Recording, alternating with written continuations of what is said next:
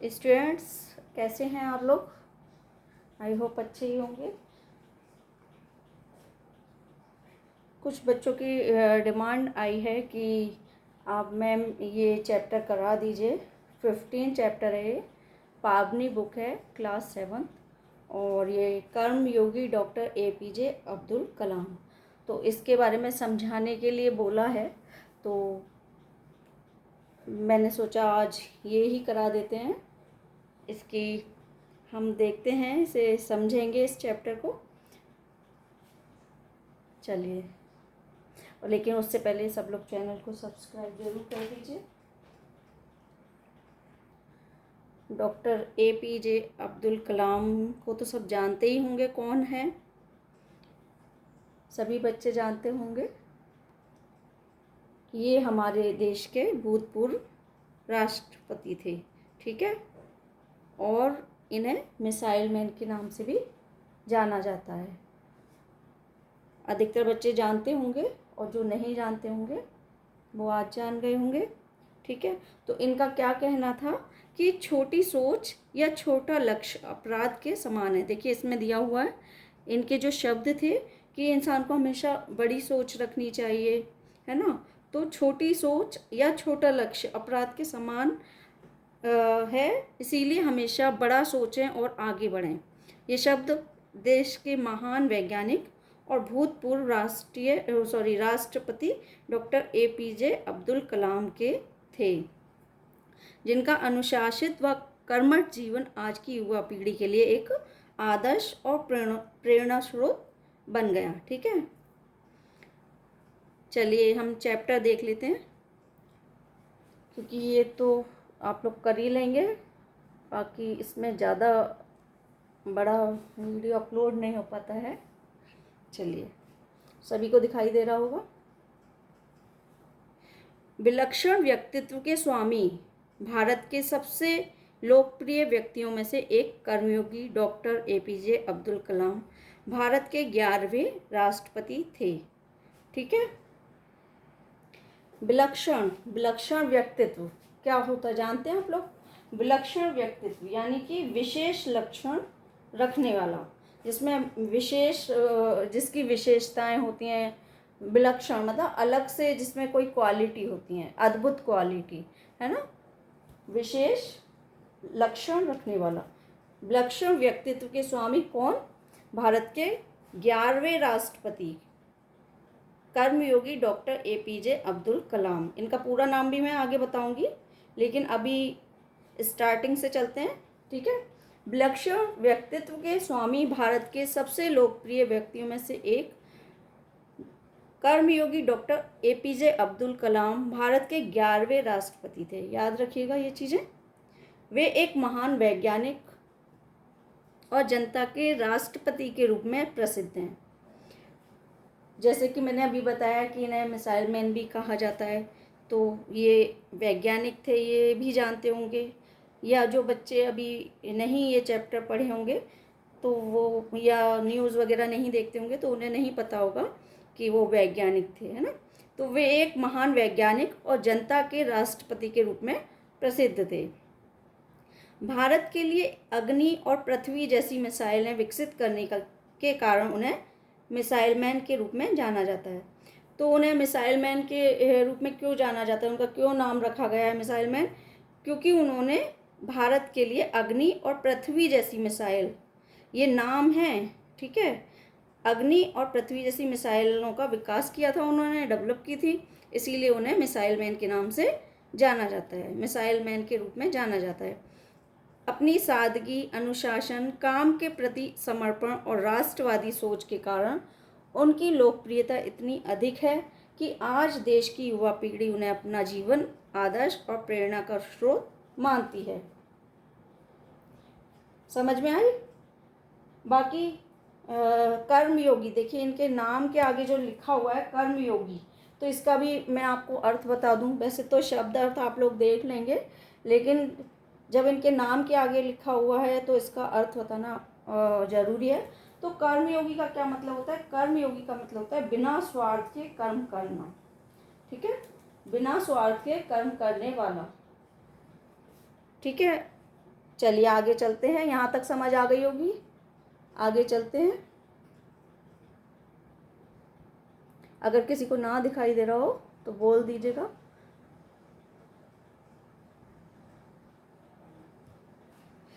Doctor APJ Abdul Kalam का जन्म मद्रास राज्य तमिलनाडु के रामेश्वरम कस्बे में एक मध्य वर्गीय तमिल परिवार में 15 अक्टूबर 1931 में हुआ था।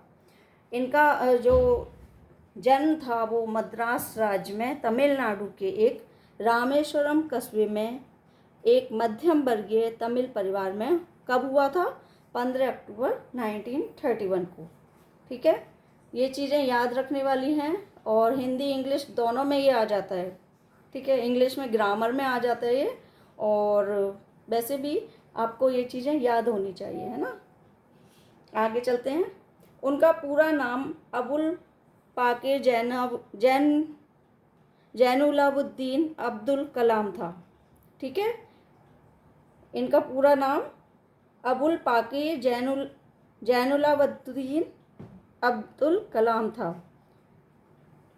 बहुत लंबा नाम है लेकिन याद तो करना ही पड़ेगा। खैर चलिए, उनके पिता जैनुलाब्दीन की कोई बहुत अच्छी औपचारिक शिक्षा नहीं हुई थी और ना ही वे कोई बहुत धनी व्यक्ति थे। मतलब देखिए, हमारी बैकग्राउंड बहुत मायने रखती है। कोई बहुत पैसे वाला है, बहुत पढ़ी लिखी फैमिली है, तो उनके बच्चे बहुत होशियार निकल जाते हैं कई बार, है ना, और पैसे की भी कमी नहीं होती तो कोई भी कोर्स कर लेते हैं। लेकिन जो इनकी जो फैमिली बैकग्राउंड है, तो पिता भी ज़्यादा अच्छे खासे पढ़े लिखे नहीं थे, नॉर्मल थे, और ना ही पैसों का इतना वो था कि आर्थिक स्थिति इनकी बहुत अच्छी हो, ऐसा नहीं था, नॉर्मल थे। किंतु वे एक बुद्धिमान व्यक्ति थे और उनमें उदारता की सच्ची भावना थी। उनकी माँ अशी अम्मा ईश्वर में अपनी श्रद्धा रखती थी। ठीक है, जो ये बुद्धिमान थे और ये बुद्धिमान व्यक्ति थे और उनमें उदारता की सच्ची भावना थी। उदारता की सच्ची भावना तो होगी, देखिए नाम के आगे ही कर्मयोगी लगा हुआ है ना। और इनकी जो मम्मी थी वो, उनका नाम अशी अम्मा था और उनकी भगवान में बहुत आस्था थी। ठीक है, उन्होंने अपने पिता से अनुशासन, उदारता और ईमानदारी जैसे गुण सीखे थे।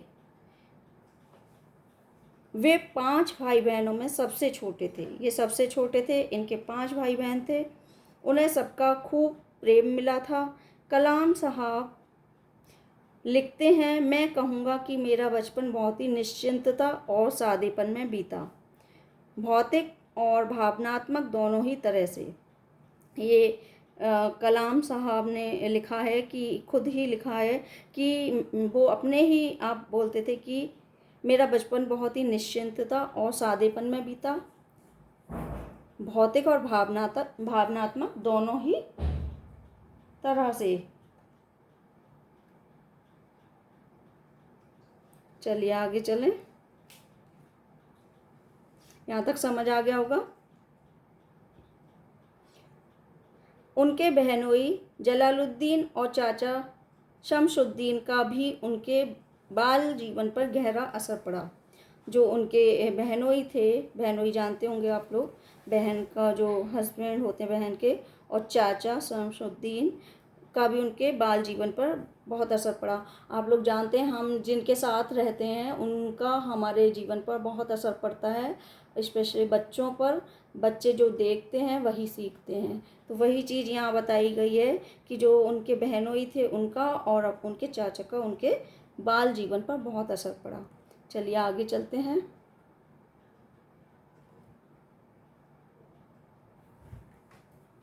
सभी को दिखाई दे रहा होगा।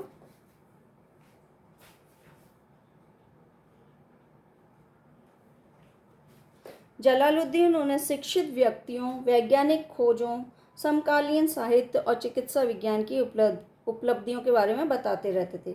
जो जलालुद्दीन थे, जो उनके बहनोई थे, वो उन्हें शिक्षित व्यक्तियों के बारे में, वैज्ञानिक खोजों के बारे में, समकालीन साहित्य और चिकित्सा विज्ञान की उपलब्धियों के बारे में बताते रहते थे।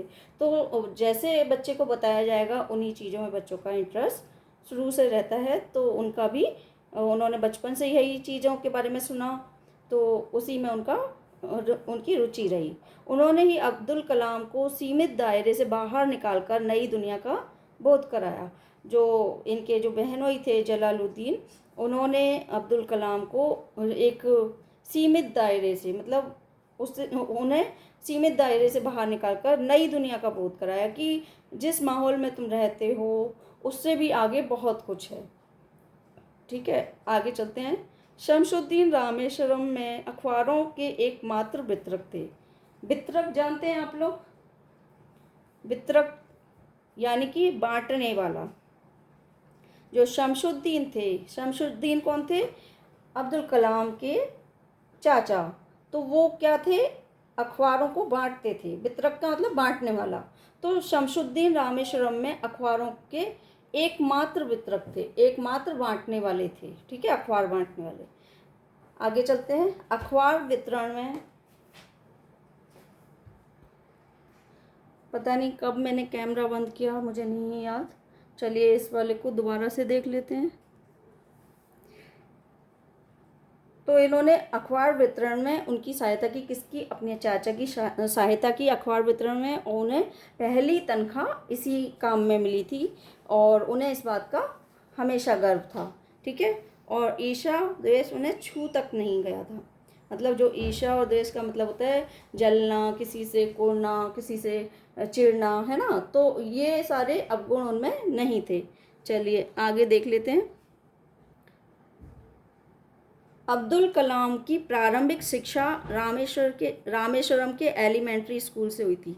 एलिमेंट्री जानते हैं आप लोग? एलिमेंट्री किसे कहते हैं? एलिमेंट्री यानी कि प्राथमिक। ठीक है, चलिए। अब्दुल कलाम की प्रारंभिक शिक्षा रामेश्वरम के एलिमेंट्री स्कूल से हुई।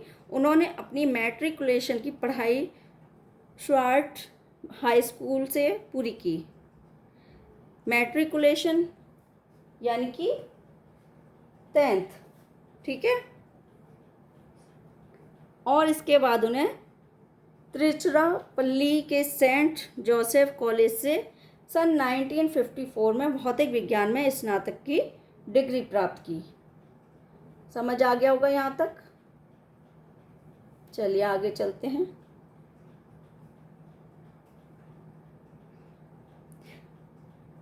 तत्पश्चात उन्होंने मद्रास प्रौद्योगिकी संस्थान में प्रवेश लिया और एरोस्पेस इंजीनियरिंग की शिक्षा ग्रहण की। मतलब उन्होंने 1954 में भौतिक विज्ञान में स्नातक की डिग्री प्राप्त की और उसके बाद उन्होंने मद्रास प्रौद्योगिकी संस्थान में एडमिशन लिया। ठीक है, प्रवेश लिया, और उसके बाद उन्हें एरोस्पेस इंजीनियरिंग की शिक्षा प्राप्त की। चलिए आगे चलते हैं।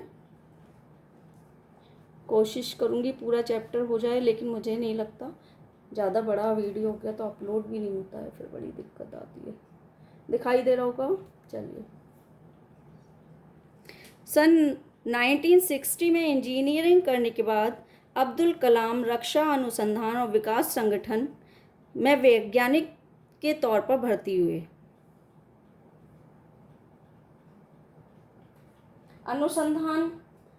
अनुसंधान का क्या मतलब होता है? अनुसंधान का मतलब होता है जहाँ पर तथ्यों की जांच पड़ताल करके करके खोज की जाती है ना, निष्कर्ष निकाले जाते हैं तथ्यों के और खोज की जाती है, उसे हम अनुसंधान कहते हैं। ठीक है, चलिए।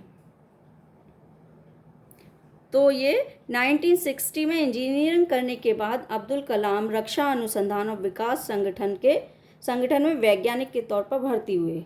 उन्होंने अपने जीवन की शुरुआत भारतीय सेना के लिए एक छोटे हेलीकॉप्टर का डिजाइन बना के की। जो ये अब्दुल कलाम थे, ये वैज्ञानिक थे, आप लोग को पता ही है, तो इन्होंने अपने जीवन की शुरुआत कैसे की थी? तो इन्होंने अपने जीवन की शुरुआत भारतीय सेना के लिए एक छोटे से हेलीकॉप्टर का डिज़ाइन बनाकर की थी।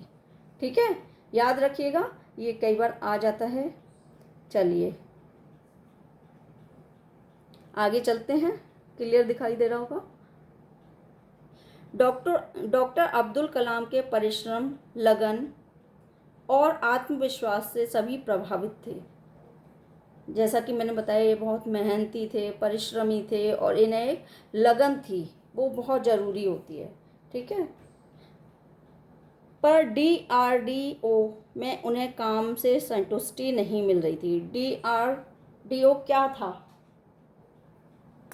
क्या था DRDO? आप लोग को पता है? नहीं पता होगी, इतने छोटे बच्चों को नहीं पता होती है।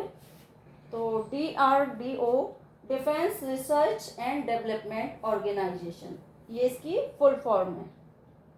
ठीक है, defence research and development organisation, DRDO। ठीक है, चलिए आगे चलते हैं, अभी इतना डीपली समझने की ज़रूरत नहीं है। चलिए, तो इन्हें वहाँ पर काम करके भी संतुष्टि नहीं मिल रही थी। तब फिर इन्होंने क्या किया? अब्दुल कलाम पंडित जवाहरलाल नेहरू द्वारा गठित Indian national committee for space research के सदस्य भी थे। ये जो जवाहरलाल नेहरू आप लोग जानते होंगे, पूर्व प्रधानमंत्री है ना, रह चुके हैं वो, तो उनके द्वारा गठित की गई थी Indian national committee for space research. तो ये इसके भी सदस्य थे। ठीक है, तो उसका क्या काम था? Indian national committee for space research का, इस संस्थान का जो मुख्य काम था वो भारत के लिए अंतरिक्ष संबंधी तकनीक उपलब्ध कराना था। ठीक है, अंतरिक्ष कार्यक्रम के मुख्य उद्देश्यों में जैसे उपग्रहों, प्रमोचक यानों, परिज्ञापी रॉकेटों और भू प्रणालियों का विकास, ये सब शामिल था। भारतीय अंतरिक्ष अनुसंधान संस्था की स्थापना कब हुई थी? ये 15 अगस्त 1969 में की गई थी। ठीक है, चलिए आगे चलते हैं। तो ये इसके सदस्य थे जो कि जवाहरलाल नेहरू द्वारा गठित की गई थी, है ना। दिखाई दे रहा होगा, एक मिनट, किताब भी तो भाग रही है, पता नहीं कहाँ। इसे पूरा दिखाई दे रहा है, एक मिनट, अब दिखाई दे रहा होगा, है ना। चलिए, तो ये इसके Indian national committee for space research के सदस्य थे। इस कमेटी ने डॉक्टर कलाम को रॉकेट इंजीनियर के पद हेतु साक्षात्कार के लिए मुंबई बुलाया। ये जो कमेटी थी, इसमें डॉक्टर कलाम को रॉकेट इंजीनियर के पद हेतु साक्षात्कार यानी कि इंटरव्यू के लिए कहाँ बुलाया था? मुंबई। ठीक है, उन्हें वहाँ प्रसिद्ध अंतरिक्ष वैज्ञानिक विक्रम साराभाई के साथ कार्य करने का अवसर मिला। ये बॉम्बे जब गए थे तो इन्हें अंतरिक्ष वैज्ञानिक विक्रम साराभाई के साथ काम करने का अवसर मिला। विक्रम साराभाई को सब जानते ही होंगे, सब को नॉलेज होगी इस बारे में, या इसे अभी हम समझा देंगे। और चलिए आगे चलते हैं। वे रॉकेट इंजीनियर के रूप में चुन लिए गए। जब इन्हें इंटरव्यू के लिए बुलाया गया तो इन्हें जिस पोस्ट के लिए बुलाया गया था तो उसमें इन्हें चुन लिया गया, रॉकेट इंजीनियर के रूप में चुन लिए गए। इसके बाद डॉक्टर कलाम को सैटेलाइट लॉन्च व्हीकल का परियोजना प्रबंधक बनाया गया। ठीक है, उनका स्थानांतरण भारतीय अंतरिक्ष अनुसंधान संगठन इसरो में हो गया। इसरो के बारे में, एक मिनट, ये क्या ज़्यादा ऊपर हो गया, एक मिनट इसे नीचे कर लेते हैं। इसरो के बारे में आप लोग नहीं जानते होंगे या बहुत से बच्चे जानते होंगे, लेकिन फिर भी बता देते हैं। इसरो का मुख्य उद्देश्य क्या है? उसका उद्देश्य विभिन्न राष्ट्रीय आवश्यकताओं के लिए अंतरिक्ष प्रौद्योगिकी का विकास और अनुप्रयोग है। इस उद्देश्य को पूरा करने के लिए इसरो ने संचार, दूरदर्शन प्रसारण और मौसम संबंधी सेवाओं, संसाधन मॉनिटरिंग और प्रबंधन, अंतरिक्ष आधारित नौ संचालन सेवाओं के लिए प्रमुख अंतरिक्ष प्रणालियों की स्थापना की। ठीक है। और देश भर में इसरो के 6 केंद्र हैं। देश भर में इसरो के कितने केंद्र हैं? 6 केंद्र। कौन कौन से? विक्रम साराभाई अंतरिक्ष केंद्र कहाँ है? तिरुवनंतपुरम में। इसरो उपग्रह केंद्र ये बेंगलुरु में है। सतीश धवन अंतरिक्ष केंद्र ये श्रीहरिकोटा में है। द्रवनोदन प्रणाली केंद्र ये तिरुवनंतपुरम, बेंगलुरु और महेंद्रगिरी में। और हमारे अंतरिक्ष उपयोग केंद्र ये अहमदाबाद में है। राष्ट्रीय सुदूर संवेदन केंद्र ये हैदराबाद में है। और जो मुख्य केंद्र है वो बेंगलुरु में है। ठीक है। तो इसके 6 केंद्र हैं इसरो के। चलिए आगे चलते हैं।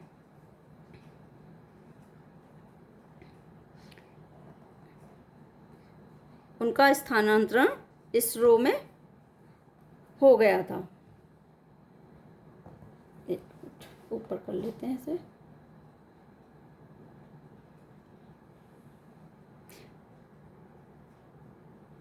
इसी परियोजना की सफलता के परिणाम स्वरूप भारत का प्रथम उपग्रह रोहिणी पृथ्वी की कक्षा में सन 1980 में स्थापित किया गया। ठीक है। इसी परियोजना की सफलता के परिणाम स्वरूप भारत का प्रथम उपग्रह कौन सा था? रोहिणी। ठीक है। वो पृथ्वी की कक्षा में सन 1980 में स्थापित किया गया। इसरो में शामिल होना डॉक्टर कलाम के कैरियर का सबसे महत्वपूर्ण मोड़ था। तो ये जब इसमें इसरो में शामिल हुए थे तो ये इनकी लाइफ का बहुत महत्वपूर्ण और कैरियर का सबसे महत्वपूर्ण मोड़ था। ठीक है। जिससे बहुत बदलाव आए इनके करियर में।